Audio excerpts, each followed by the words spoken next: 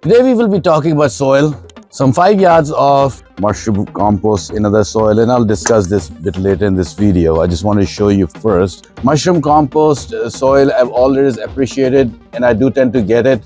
Bob is a bit against it. He thinks that it gives you an imbalance with nitrogen. Figure out which kind of soil to buy. Anything which is a potting mix is a better quality. Compost surely is good, bagged or otherwise, but when you start buying things in bags, they become very expensive. A question which typically people ask when it comes to raised gardens: should I use potting mix? Hello universes, we would like to go back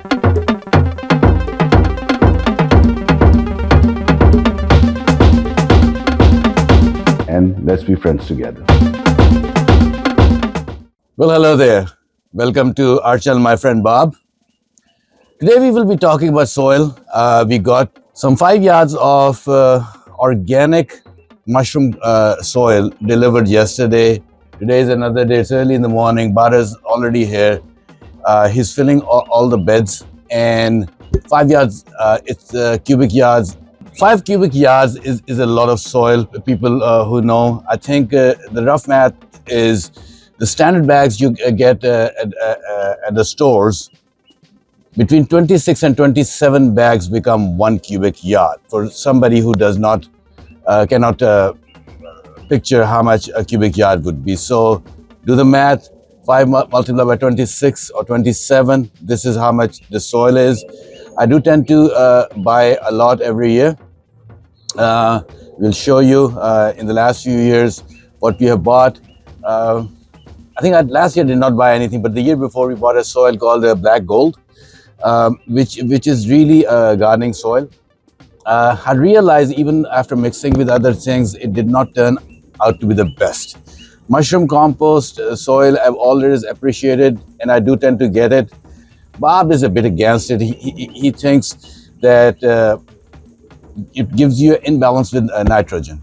He would be right. He has more knowledge than I do. But to supplement, what I'll do is I'll use an organic 5-10-5 NPK fertilizer with all the things that I'll be growing. So I think I should be fine. One other thing which I have mentioned before, that this year we will do pH balance checks on all of our different raised beds. And depending on whatever we need to supplement, we will grow things in a way a bit more scientific actually. So my growing technique used to be haphazard. Everything is filled, just put whatever you need wherever you have space. This year we will try to do, depending on acid loving or base loving plants, we will grow accordingly. So there'll be a bit more rules around this year. Later in this video, I'll sit down and discuss the difference between bagged soil and open soil like the way I bought. Also, I'll talk about different soils, because new gardeners tend to go into this difficulty where they find it difficult to figure out which kind of soil to buy. Anything which is a potting mix is a better quality. Compost surely is good, bagged or otherwise, but when you start buying things in bags, they become very expensive. A question which typically people ask when it comes to raised gardens: should I use potting mix? If you go to any of the big box stores, you'll realize how expensive it could become if you need 20, 30, 40 bags, which is 40, 45 bags is roughly what, 2 cubic yards. Whatever I bought, mushroom compost is, or mushroom compost soil is a bit more than a regular black gold, which is actually the standard what people use. What I bought was around 42 degrees in the northeast per cubic yard. The other is, I think, in the high 30s, so a difference of $5, which in 5 yards is not a lot of money. But to have a soil like that is wonderful. It will be mixed with my own homemade compost for future. Right now, the aim is just to get the soil moved from the driveway move into our raised gardens. It's supposed to be a very warm day tomorrow, actually in the 80s, and it'll be strangely warm. So I'm thinking of starting some of the spring vegetables, and I'll make a video about it uh, separately.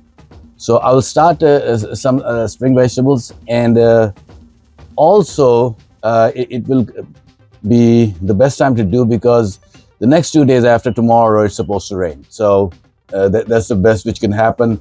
Water coming from nature instead of using water that I pay for. So let's go and see what Bado is doing. So this is the quality of the soil. This is what a mix of mushroom compost in other soil, and I'll discuss this a bit later in this video. I just want to show you first. As usual, you saw that we got it delivered. That was yesterday. Today, early in the morning, Bado is here with Israel, and they are filling the raised gardens. They've already filled 3.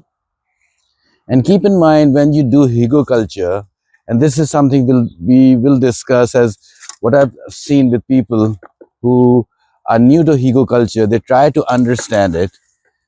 And questions are typically simple. Why to put logs or wood underneath, branches, leaves, and then put soil?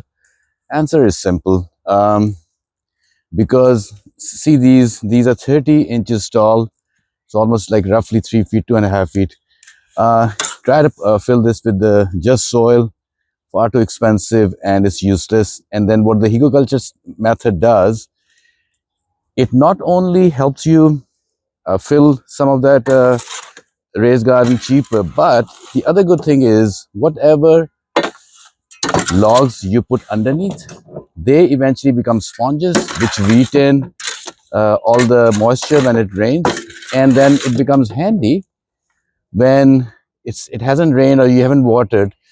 The roots can reach that, and just like sponge, it gives the water back to the roots of your plants. So it's not just about making it cheaper, it's also about how to do it correctly.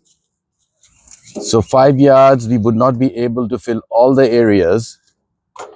Extra will go in the back in the pile. It's totally like far in the back behind the tree.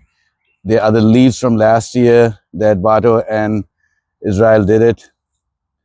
They crushed them and they put them in a pile over there. This new soil will go on top of it. It will become a very good mix for me that I will be able to eventually use all year. The reason I tend to get more soil than what's really needed has a lot got to do with it that you really don't waste anything. You'll keep on using it. And then we will discuss in this video. Again, many people talk about it, and we need to be sure. Talking about bagged soil compared to soil that you can buy from a nursery, a farm, somewhere which is open, which is by the cubic yard. Advantages, disadvantages. So later in this video, we'll discuss. So stick around, don't go anywhere, and we will talk about it. And look at Bado wearing one of our hats. This is special merch nowadays. We're not selling, we're just giving it to friends, people who help us. Just a little bit of appreciation, because Bado does tend to wear hats, so it looks good on him. I just realized I forgot to give Israel one, so let me go get and give one to him.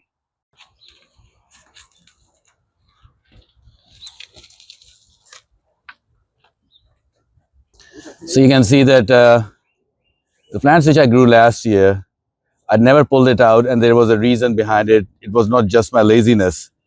And the reason is, what I could have done is just to cut the tops, which I didn't, but which will happen right now. You do want the roots to just sit in your garden. They become something which helps with the soil. You can pull it out easier than cutting, but cutting is a better option. So as Bado and Israel will fill this, I have asked them, they'll keep on cutting top part and leave the roots in. Right now, I want to tell you, in North America, Typically, when you go for bagged soil, you find five different kinds, generally speaking.